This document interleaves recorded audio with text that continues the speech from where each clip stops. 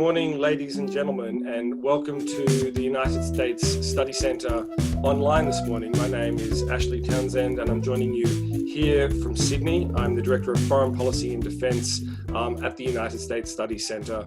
And it's my great pleasure to welcome this morning two very good friends of the US Study Centre for this morning's webinar on China's Belt and Road Initiative. Now, before I introduce my guests, let's just begin by acknowledging the traditional owners of Australia. The University of Sydney, which is where we broadcast from today, stands on the land of the Gadigal people of the Eora Nation, and I pay my respects to their elders, past, present, and emerging. I further acknowledge the traditional owners of the country on which you are joining us from today, and pay my respects to their elders, past, present, and future. Now, the topic of Chinese economic statecraft and the United States and to a certain extent allied responses to it has dominated the headlines for at least the past 5 years throughout the Trump administration. And in many ways, this discussion, as it's played out in the pages of opinion posts and as it's played out in the pages of government policy documents over the last few years, has really oriented around the so-called Chinese Belt and Road Initiative, which is a promise to spend over $1 trillion in the coming years on regional ports, railways, fibre-optic cables, power plants, and other forms of connectivity across the region. And on the other side of the proposition, what the United States can do about this by way of offering an alternative. Should it offer an alternative? In which domains should Australia, the United States, Japan, India, and other countries focus to provide different options for regional countries in terms of their emerging connectivity? This morning, we're joined with one of the world's leading experts in terms of people tracking Chinese economic statecraft and tracking China's Belt and Road Initiative, Jonathan Hillman. Jonathan Hillman is a senior fellow at the Center for Strategic and International Studies, a Washington, D.C. think tank, where he's in the economics program. And he's also, and importantly for this morning's conversation, the director of CSIS's Reconnecting Asia project, which is arguably the most extensive open source database that tracks China's Belt and Road Initiative globally. Hillman has testified before Congress, briefed numerous government officials and senior executives across the United States and in the region, and written widely on economics, national security, and the nexus with foreign policy issues in our region. To discuss his new book, the aptly titled The Emperor's New Roads, China and the Project of the Century, we're joined by longstanding United States Study Centre friend and colleague Lisa Murray. Lisa Murray is currently the editor at the Australian Financial Review for perspective and review sections of the newspaper, but was also the correspondent for China based in Shanghai at the AFR for 6 years before her current position. In fact, Lisa and I used to get together over bowls of Shanghai noodles to discuss some of the issues that we're going to talk about this morning. And so I'm really looking forward to her moderation of this discussion about John's new book in the context of this weekend's developments and the final formalization of the RCEP initiative. I think this is the right time to have this conversation, and I'm really pleased that the US Study Centre can host. So without further ado, Lisa, let me turn proceedings over to you to get this morning's discussion underway. Let's start with Jonathan. He might give us an introduction about his book and some overviews of his opinions on the Belt and Road Initiative, which is a huge topic in Australia at the moment. So Jonathan, I'll let you do that, and then I might jump in and ask you some questions. Great, thank you. Thank you, Ashley, and thank you, Lisa, for doing this, and thank you to the to the United States Study Center for hosting this. So just briefly, let me say a little bit about the book, how it came to be, and some of the arguments in there. There's too much, honestly, there's too much to cover in just a few minutes, and I do hope people pick it up and read it for themselves. It's the product, of 4 years of research and collecting data on Chinese projects and going to visit Chinese projects. I traveled to about 16 countries while writing this book. And the core of what I was trying to do in this book and in my work at CSIS is trying to provide a ground reality of what China's Belt and Road is and what it isn't. because I think the ground reality is sometimes different from what we hear from both Chinese officials as well as critics of the Belt and Road. And so just to give you one example of that and sort of how the idea for this book was born, back in 2017, I had the opportunity to attend the first Belt and Road Forum in Beijing. And, I was blown away by how well organized this was, by how global it was in terms of the attendance.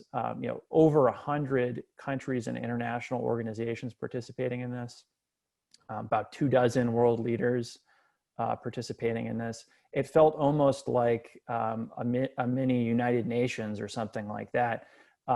But also, it struck me that the United States was there, but in a much more subtle, much smaller role than it typically is at, large international gatherings. And so it felt almost like there was this a preview of an alternative order emerging. And Xi Jinping spoke and Vladimir Putin spoke, and it felt like this was, and they sort of hit some common themes and talked about providing, alternatives to, Western-led globalization. And so they had an audience. Many countries were eager to attend and to court Chinese investment. And so I left that feeling like this was something that really was going to change the international order, and was really a preview of coming attractions. But what I've come to learn, and what I learned while writing this book and again visiting about 16 countries, is that the image of the Belt and Road that you get in grand halls is quite different from the reality on the ground. In fact, I didn't even leave China before I started to kind of collide against the reality of what this thing actually is. I had scheduled some time to go visit projects in the region, and my first stop was in Kyrgyzstan. And crossing the border from China to Kyrgyzstan, I had to go through about 7 border checkpoints. It's not very efficient to do this by car. I would definitely recommend flying if time is of the essence, but you learn a lot. You learn a lot by actually doing things on the ground. And, somewhere between, maybe checkpoint 4 or 5, I got stuck because the Chinese border guards went on lunch break. And it wasn't a 30-minute lunch break. It was a 3 or 4 hour lunch break. And this is the type of thing that you don't hear about in the grand halls. And this is the type of thing that you don't see on the grand maps of China's Belt and Road, with economic corridors stretching across the Eurasian supercontinent and around its maritime periphery. That's the reality of friction at borders. And so, I think we've seen in grand halls the idea of the Silk Road returning. These images of camel caravans and quotes of Marco Polo. And there's something very appealing and imaginative about that. I think we've seen, these claims that China it's advancing a new model of development, claims that, implied that this is a very hyper-centralized set of activities. On the ground, what I think we see is that a lot of these economic corridors, at least on the maps that we've seen, are more imaginary or aspirational than real. I think we see, rather than China advancing a new, innovative model of development, we see it repeating the mistakes of many of its great power predecessors as it goes into risky markets trying to deliver big projects. And rather than seeing this as being hyper-centralized, we see fragmentation. We see a competition among actors within China and outside of China to define the Belt and Road to suit their own interests. In grand halls, we see, we hear that this is going to be win-win. We hear that this is going to be green and sustainable. We even hear that this is a sunshine initiative.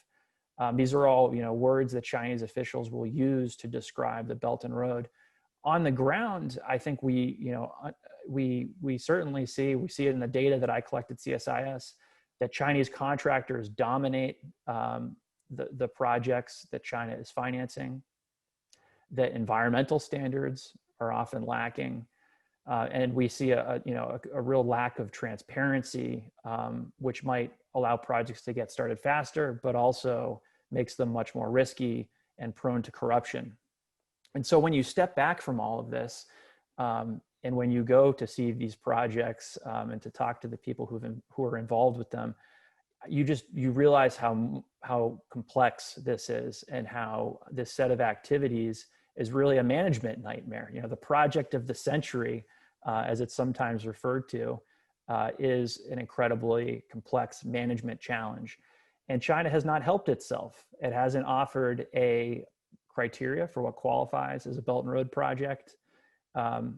Infrastructure as a tool for influence can be useful in certain contexts, but typically large projects cost more than expected, take longer than expected, and deliver fewer benefits than expected, even in the best business environments. And China has gone deep into some very risky business environments. In the chaos here, without criteria for what qualifies, you have rent-seeking thriving, you have corruption thriving, and I think we've seen as a lot of the Belt and Road activity has declined even before the pandemic began.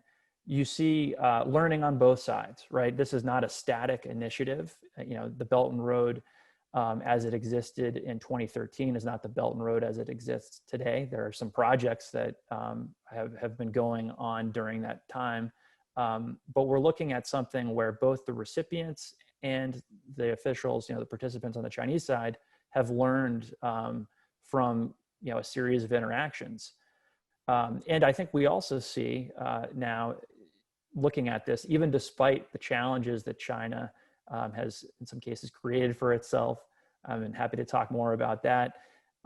You see a resiliency in this set of activities, even despite the Belt and Road brand being somewhat toxic in some places. And that's because the need for infrastructure has not gone away. And in the pandemic environment that we're now living in, arguably needs will be even greater. And leaders will campaign against the Belt and Road when they're seeking office, but once they get into office, they're very interested in keeping their options open and trying to create competition among outside lenders. And this is also resilient because it's Xi Jinping's signature foreign policy vision. It's enshrined in the Chinese Communist Party constitution. And so even despite a really rocky 7 years here and a huge gap between what was promised and what's been delivered, I think this is something that will remain very important in understanding China's role in the world and how it's engaging beyond its borders. And so just briefly to conclude, three trends I think we should be watching going forward, and happy to get into this a bit more in the discussion in the Q&A. The first is that I think we're already seeing a smaller pipeline of projects. That's something that was happening even before the pandemic. And as that level of project activity declines, I think there's an opportunity for Chinese officials to increase their supervision of projects. And so we might be seeing a smaller, and in some cases higher tech Belt and Road, a Belt and Road 2.0 with a greater emphasis on digital infrastructure. Another very important trend to watch going forward is what you might call the great renegotiation. And so this is as many countries, over 100 countries going to the IMF now for debt relief. China is, for most of them, their largest bilateral official creditor. And so I think Chinese officials are spending more time renegotiating deals than they are spending negotiating new deals today. And a lot of that is being done behind closed doors without transparency. There's the risk of not only botching multilateral debt relief, but also a risk of political influence in these negotiations. And finally, the third trend I think we need to watch is really an opportunity. The new administration in the United States, President-elect Biden, will have an opportunity to continue parts of the U.S. approach to global infrastructure that have been more promising, to take a new direction in other areas. And I think particularly in that regard, an opportunity to cooperate more closely with partners and allies, and especially with Australia. So let me leave it there and turn it back to you, Lisa. Okay, that's great, Jonathan. And I'll just say quickly, if I just had a little thing pop up saying my internet connection is unstable. If that happens, just feel free to open up the Q&A and answer questions yourself. But look, I just want to jump in there. There's lots of interesting points that you've just made, but maybe we can just go back to the beginning. And I think, you know, since 2013, I think it's up to nearly $500 billion worth of Belt and Road projects have been announced, and it's across 140 countries, and these are big numbers. And as you mentioned, the Beijing Forum, I was there, you know, it was a big event. There were world leaders there. It's very easy looking from the outside to see this as a big, ambitious and grand strategy. But the very important contribution your book makes, and I hope some reporting makes, is that on the ground it's a different story. In some cases it's chaotic, and certainly there seems to be a lack of a central strategy. So I thought it would be useful for you, just to the beginning, maybe to give us an example of a project that you see has been commercially successful and perhaps has achieved some of the aims that China set out to do, and maybe an example of a project that hasn't really got off the ground and is sort of emblematic of what you've just been talking about. Sure, yeah, and I think, you know, infrastructure is a 4-syllable word, and it can sometimes strike people as a little bit boring, but projects are really fascinating, and projects, I think, large projects especially, are almost windows into you know, society, and they're you know, often a high stakes struggle among actors to shape them and define them. And so I do think that it's important to focus on them. And so two examples that come to mind, you know, on the very successful side, I think perhaps the most commercially successful project, or certainly one of them, associated with the Belt and Road, is Piraeus Port in Greece. Now, this is a project that some of the activities around it predate the Belt and Road, but that's also not uncommon. You know, for no criteria having been put forward. And so this is you know, 2 terminals run by a Chinese state-owned enterprise, Costco Shipping, and the throughput in these terminals has gone up very significantly. And so they've taken this port and made it into, you know, a regional leader. And it's become a very effective showpiece for Chinese officials. They will take sometimes officials from other foreign countries and bring them to the port of Piraeus and kind of get them to think about, you know, imagine what we could do if we work together. It's also not just a port too. I think the really interesting part of ports when they work well is they become commercial footholds, and they open the door for doing other commercial activities. And so, for example, after the port was taken over, a tender was offered to redo the network infrastructure of the port. And lo and behold, Huawei won the tender. And so Huawei has overhauled the network infrastructure there. And I think if you go, you know, on a cruise ship, well, not these days, hopefully, but someday again, if you were to go on a cruise ship to the port of Piraeus, where there is a cruise ship terminal, and you're docked there, you can get free Wi-Fi provided by Huawei. And there's another set of commercial activities related to the port. Everything from, you know, I mentioned the cruise industry. There are Chinese airline companies that now offer direct services to Greece. There are other Chinese logistics companies. There's Chinese banks that have opened up to provide financing related to the maritime shipping industry in Greece. And all of that fits in well with the you know, the successful port. It's also, though, it's worth noting too that the port, you know, as successful as it is as a tool for influence, it still has limits. And so if you go to a modern port, I'm always struck by the fact that there are very few people working at, it's sort of a mechanized symphony. And so, a very successful port does not require employing many people. And that has not, necessarily endeared Costco to the local population. There were some workers that were laid off. There's still a decent number employed, but this wasn't done as a social project or a project, to really to create more jobs than were necessary to run the port. So still some limits to the influence, even when projects succeed. On the side of projects that have not done so well, I think those often get actually, the most attention. I think there's a series of, I've become, a little bit of a skeptic on the number of China to Europe rail services that have been announced. And they make for really good headlines whenever it's announced. You get a story on the Chinese side when the train leaves China. You get a story on the European side when it arrives in whatever city it's arriving in. And it again gets the imagination going again about this Silk Road revival. And it gives the Belt and Road a set of activities that looks very peaceful. And so I think that's appealing as well. The routes, though, are highly subsidized by the Chinese government. And so at certain points, this relates to, Lisa, your point about this being somewhat chaotic. At one point, provinces were launching so many different routes that it was confusing to prospective customers as to where the routes were and who was going to, be operating it. And so the government had to step in and standardize some of the naming of these services. But about half of the cost is subsidized by the government.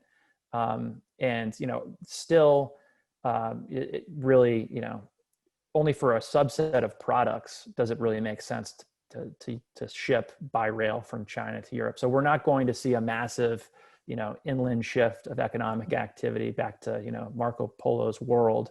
And so I think, several of those services have been more political than commercial. Okay. And so if we look at how governments deals with the BRI, and obviously there's been a lot of heated debate in Australia at the moment. I'm sure you're aware that Victoria signed its own memorandum of understanding with China over the BRI, and there's now the Foreign Relations Bill is in the Senate now to try and give the federal government I guess, the ability to rip that agreement up if it wants to, in terms of the federal government being in charge of foreign policy, not the states. So maybe you could talk to, and I noticed that a couple of the questions that have come in for you, should Australia join the BRI, maybe you could talk to how governments should deal with this, and in particular the Australian situation that we have now. Yeah, so I think this is it's a challenge that other countries have struggled with as well. And let's maybe put this into context too, and talk about just for a minute, what Belt and Road MOUs are and what they're not. So there's some distinction, I guess, maybe superficial, between an MOU, which is often seen as the strongest level of cooperation or participation in the Belt and Road, and a cooperation agreement. And I think to date, about 138 countries have signed either a Belt and Road MOU or a cooperation agreement. So that's most of the world, right? And so I think at this point, maybe in the early days of Belt and Road, signing one of these was more politically salient. But now you've got most of the world participating. So the holdouts are maybe more interesting than the participants at this point. There's also been a wide range of experiences among those who have signed these documents. And so, and really the documents they're no guarantee of receiving any benefits, nor are they a precondition for doing business with China. So the example that I always come back to is, there was a lot of concern when Italy signed a Belt and Road MOU. The United States released, some pretty serious statements about Italy signing an MOU. Chinese officials went to Italy to do that and to share the spotlight. And then they continued on to France, where France did not sign an MOU, and France did 16 times more deals in terms of the financial size of the total of that activity than Italy did. So, I think the MOUs are not a precondition for doing business with China. And if someone's pushing them, I think we need to ask why. Why is this a necessary thing? Given how vague the Belt and Road is, isn't it more practical not to talk about participation in a very, vague and ill-defined initiative, but rather on concrete activities? So let's make it more specific and not pay as much attention to the broad banner. I do think that these documents too, when you look at them, they're quite weak. So lots of them have not been made public. So it's, I can't say definitively, but for the ones that we have seen, they're very aspirational. They're very general. They're not, it doesn't have the depth of a trade agreement, for example. Some of them literally say on the bottom, this is not a legally binding document. And so at the same time, I think it's important not to make too much of these MOUs. I think it's giving them more credit, more weight than they deserve. But there's no question that this is an angle that the Chinese will continue to pursue, subnational level engagement. There was a time when the governor of California was in China for meetings around climate issues, and Chinese state media were then speculating, is California going to join the Belt and Road? And so I think you'll still have this. This is also kind of a modern challenge too, where you have more actors in countries, especially in cities, mayors being involved in foreign policy in a way that they might have not been when the world was less globalized. And so it's sort of a coordination challenge for governments to consider. But I think it is worth just sort of stepping back from this and asking why is this MOU necessary to do what we want to do, and at the same time, let's not give this more weight than it deserves. Okay, I'll ask one more question and then I'll go to some of there's lots of questions coming up, but a double barrel one, I guess. So our China correspondent sort of noticed in recent months that there's been less mention of the BRI in state media. It's been a regular feature of highlighting projects, and the propaganda department's been working in overdrive to try and promote the BRI.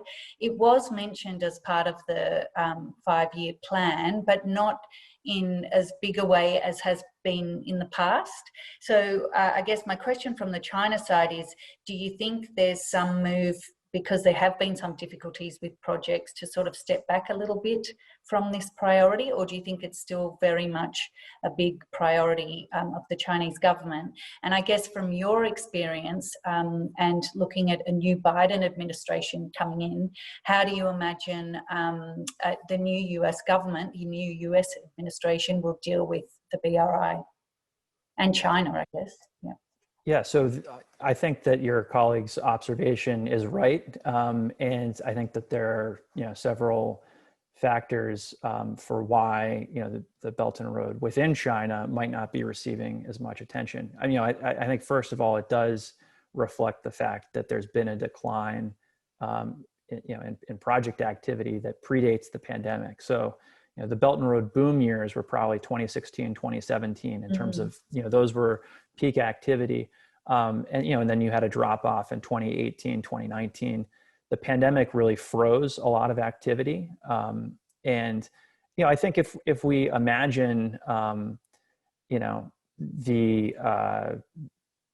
imagine some of the domestic, political dynamics in China, during the aftermath of the pandemic, it seems reasonable to me that the government would not be talking as much about a foreign infrastructure initiative, at a time when, growth is slowing and sort of, people are more worried about, domestic issues. So I think that that's probably a move that in some ways reflects, domestic political priorities. It's interesting though that there has been other types of, there have been other slogans that have been announced here during this pandemic period. One of them, not new this year, but with new emphasis, is this idea of new infrastructure. and an investment in basically digital infrastructure.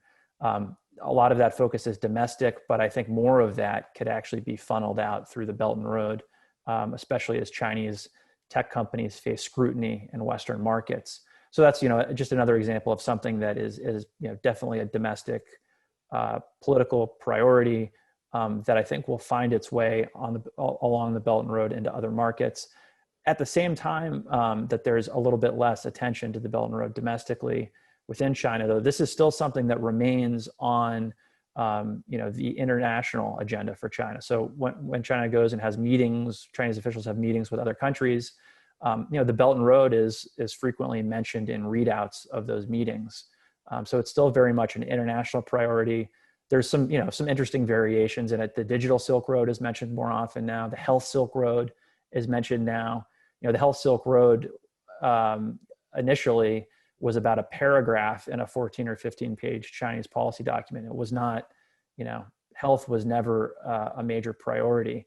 And that paragraph, which is I think published in 2015 or so, said that we're going to cooperate and share information to prevent pandemics. And I think that clearly that wasn't handled. That was not achieved. So it's interesting to have it rolled out now, and having failed to sort of deliver the initial promise. In terms of opportunities for the incoming Biden administration, I think that there are several. I think there's going to be, first of all, a concerted focus on restoring American competitiveness, beginning with domestic issues, within the United States. And, my hope is that some of the anxiety about China can be channeled toward more productive ends, like doing an infrastructure package in the United States, for example. I think it is a little bit embarrassing that, over the last, 4 years, China has been able to roll out a bigger infrastructure package in other countries than the United States has been able to roll out at home. And so I think you'll have, an effort to, help the U.S. strengthen those domestic foundations to compete more effectively. Cooperation with partners and allies is going to be a top priority. And I think that this is an issue actually where, the incoming administration will be more aligned with European allies and with Australia. One of the promising efforts that is still relatively nascent is this Blue Dot Network, which is a cooperation among the United States, Australia, and Japan, which has been at least in sort of the early stages for about a year. And one of the challenges to attracting additional participants in that has been where the United States stands on environmental issues under the current administration. And that's made it difficult for European partners to join this effort. I think that space, I think you'll see more convergence, between the United States and its partners and allies on environmental issues that will make some of this cooperation easier. And then I think you'll also see a change in some of the public diplomacy around competing with China. I think the current administration, when it goes to third countries, it often talks about China, and I think sometimes foreign audiences are confused, why U.S. officials aren't talking about the place where they are, and about the needs of those localities that they're in. And so I think you'll probably see a difference in style here too, in an effort to speak more directly to the needs of countries, some of whom still find the Belt and Road attractive despite its flaws, because it speaks to their aspirations. So I think that's another area for improvement. Okay, now there's lots of questions coming in, so I'll ask a couple at a time. Michael Wadley asks, what is your read on the legitimacy of the debt trap theory? A recent paper through Lowy Institute debunking the myth of China's debt trap diplomacy by Shaha Hamiri suggests this is overblown. And just to go with that, we had another question from Ariel Castro Martinez from the Young Australians in International Affairs. what could the US and Australia do to support the Pacific Island nations in making good choices with regards to the Belt and Road Initiative? So on the debt trap question, it's almost impossible to talk about that question without talking about Sri Lanka, because Sri Lanka has become, the poster child for that narrative. I've got a chapter, on Sri Lanka in the book. And my reading of this is that, so first of all, there's no question that China has been an irresponsible lender in some of these countries. In Sri Lanka, it was willing to support projects, not just the port at Hambantota, but other projects that were really, very clearly more for a short-term political purpose for the Sri Lankan leadership at that time than really important development projects. So that's why you have, not too far from the port in Hambantota, you also have an airport that's barely used, and you have a cricket stadium that's barely used. And like the port, what those two things also have in common is that they're financed by China, built by China, and named after then head of Sri Lanka, Mahinda Rajapaksa. And so it's impossible, I think, what those examples also show is that it's impossible to talk about these debt dynamics without also factoring in domestic politics. And so I think that's one of the weaknesses of the debt trap narrative is it turns recipient countries into these pawns, which they're not. And in fact, I think many of the solutions for avoiding the next Hambantotas involve work that needs to be done with recipient countries, and not just scaring them about the dangers of Chinese lending, but helping them develop stronger institutions. That's hard long-term work, and helping them be their own best advocates in some cases. There's also just on the Hambantota port example, I've gone so deep into this now that I actually got a copy of the original feasibility study for the port, which was paid for by the Canadian government actually in the early 2000s. And what's fascinating about it is it's this sort of missing piece in the timeline of this story that really, I think, helps shed some light on it. When the feasibility study was done, the government of Sri Lanka decided to pass on the project. And so there was no domestic political patron to champion this. There was a functioning port at Colombo already and plans to expand it. And that was the priority. There was also no international lender to take a risk on this project. The feasibility study talks about, maybe Japan, maybe the World Bank or the Asian Development Bank, but no one was interested. And so really you needed those two factors in order for that project to happen, not just China willing to lend, but a domestic political patron. And you got both of those things later on. And so the last thing I'll say about the debt trap narrative that I think is, not as accurate as the reality on the ground. I think that it's in a way unintentionally generous to Chinese officials to suggest that something that was really an embarrassing management failure on their part, to suggest that it was a strategic masterstroke. So I see it more as a failing rather than a success of China's use of finance and influence along the Belt and Road.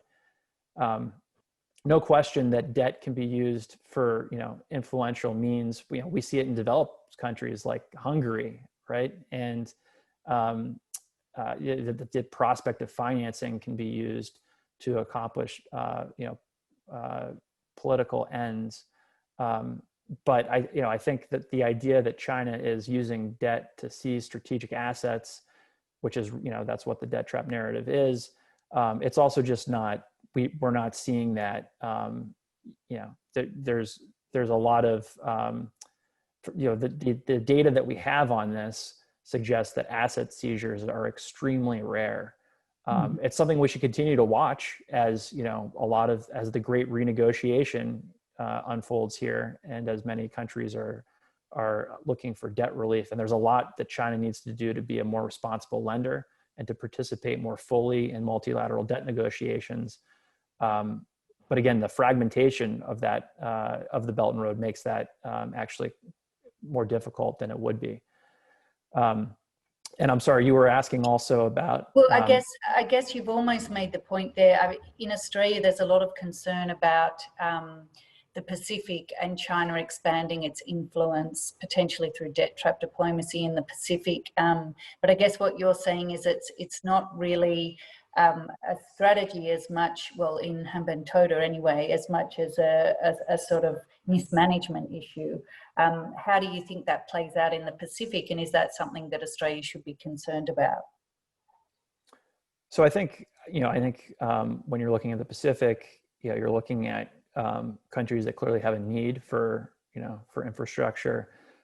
You're looking at economies that for the most part are, not incredibly large. And so doing a large project actually is more consequential for them in terms of the debt load. And so, there's both the need and the demand and some risk there. And so I think it's definitely worth looking closely at these projects and making sure that they meet the right quality criteria. The types of influence, I guess, that I think are more likely through lending are things like supporting China's positions on diplomatic issues. In some cases, there are ports that could serve, a non-commercial purpose. The nature of infrastructure is that much of it is dual use. And so I think it's, this again underscores the importance of transparency and, asking countries to really share the terms of these agreements, not just to convince the rest of the world that, everything is fine, but really, to make sure that these project risks, are dealt with earlier rather than later. So I do think that this remains an avenue for influence, but I think it's less about seizing assets and more about making friends in high places and advancing a diplomatic agenda. Okay. Glenda Corporal asks, is there an estimate on how much China and Chinese businesses are spending on the BRI? Could China lose billions of dollars? So the best data that I've seen suggests that there's been about $460 billion signed in construction contracts since 2013 among countries, between China and countries participating in the Belt and Road. And again, these estimates are always really difficult because there's no criteria for what qualifies as a project. The list of participants has expanded. So we should always, whenever you see an estimate, I think you should ask, what time period are we counting? What geographies are we counting? What functional areas are we counting? Is it just infrastructure? Is it other things? Chinese state media love to frame things like, trade with Belt and Road countries went up by whatever percentage, which is not, I think, an indication that the Belt and Road is doing anything, but just that they're counting trade with lots of countries. So I think it's definitely worth being skeptical. And I think that the other interesting thing about that question is that, yes, the risk runs both ways here. I think we've been very focused on looking at the risk for recipient countries, and I think that makes sense. They're usually the smaller party dealing with China, and usually a bit more vulnerable. But the risk does, run both ways, and I think China will pay, not only a financial cost but also reputational cost as projects don't deliver on their promises. I don't think it's going to be the type of thing that can, sink the Chinese economy. But historically, most infrastructure booms have gone bust. I've got a chapter talking about, sort of deeper history examples of countries using infrastructure projects. The United States economy tanked twice because of, over speculation in railroad infrastructure. And so, this is not unprecedented. So I do on balance think that the risks are greater for the recipient countries, but let's also keep in mind, that China does stand to lose financially and reputationally. So we have a question from Jake Hall, who's a Year 9 student, and he asks, are we restricting economic growth and jeopardizing our interests through opposition to the BRI? And he also just put a question on the stream, and I think he said, which I've lost, but it was, are we being biased against China through representation in the media and politics, and in that way are we missing out on economic opportunities? So I'm a believer in evaluating projects, on an objective criteria, actually, which is, it's more than the Belt and Road has done so far, right? We still don't have criteria for what qualifies. But I think when we look at projects that China is involved in, I think we need to apply an objective criteria. And so, there are now some international best practices that are widely acknowledged. Things like having an open and competitive process, to award the work for a project, to having an environmental impact assessment done and to have it be public. There's just some basic things that multilateral development banks have been doing for years. And it's not that they, yes, some of this is slow, and that's why this is sort of the advantage of the China model in some cases, is it's faster because it doesn't do these things. But it's not like the World Bank woke up one day and decided, I'd like to do projects more slowly. The safeguards that exist at the World Bank and other multilaterals are the consequence of having made lots of mistakes over the years. You could argue that they overlearned, and some of this has become too burdensome, but it's really there to protect, as the banks are themselves, to share reputational and financial risk. It's there to protect the countries participating in them, and so I think we can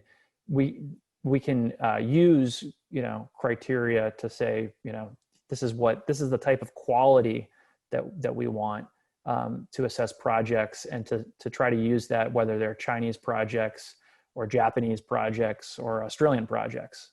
So I think that's the sort of, we should use a common yardstick.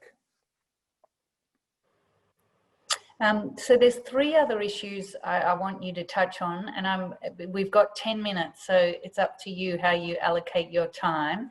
I was interested myself in how the pandemic has affected the BRI. Also, a lot of questions have come up which talk to the human rights issues in Xinjiang with the Uyghurs. And I think it's an important question, because obviously Xinjiang's a very important part of the Belt and Road, just being where it is geographically. And the last point that we can't let you go without asking is about RCEP.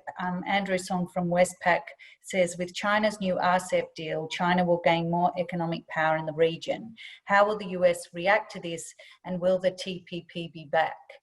So if you can try and answer all 3 of those before you go, I think we'll give you a leave pass. And so could you just remind me the first one? Yes. Yeah, I was just interested, how's the pandemic affected the Belt and Road?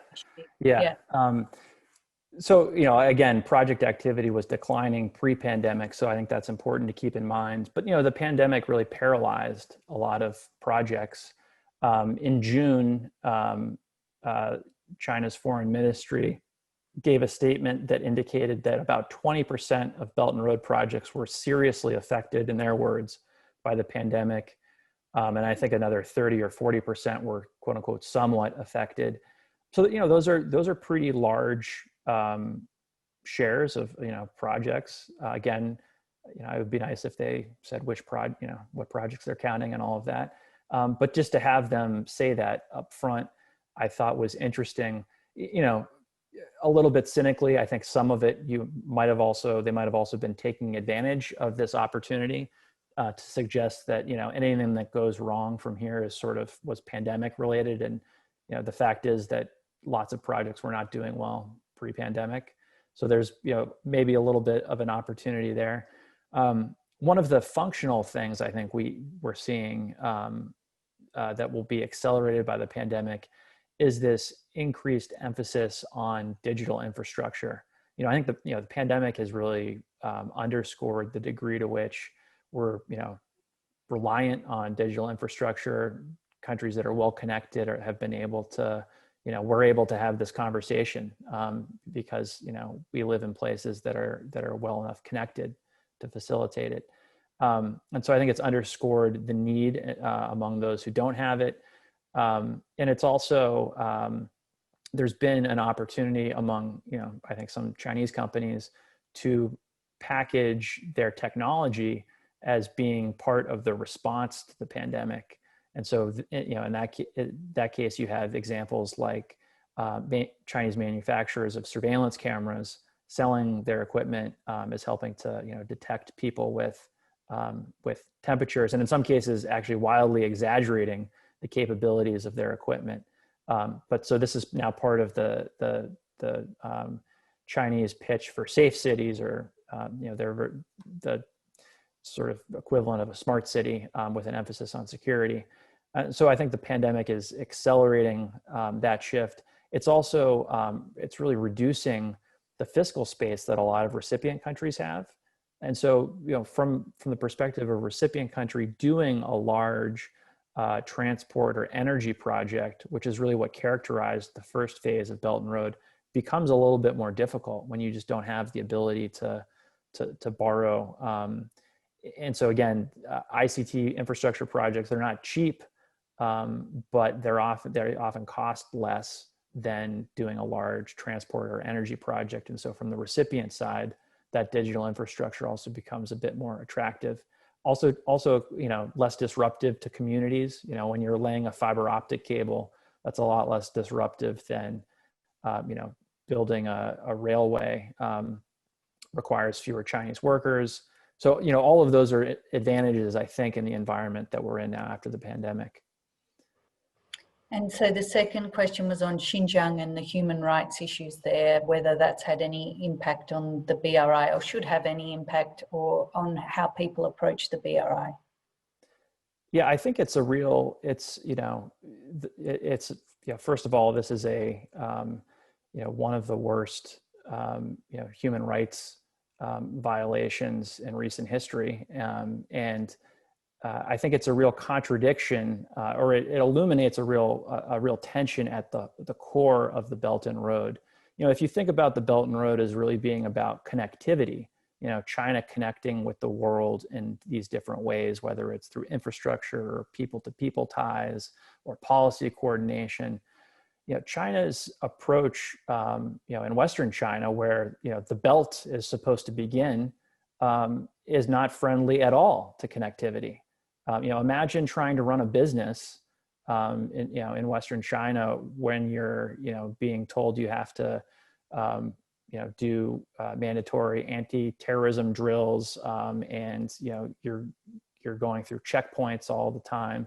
It's the antithesis of connectivity. And it reveals China's almost obsession with control.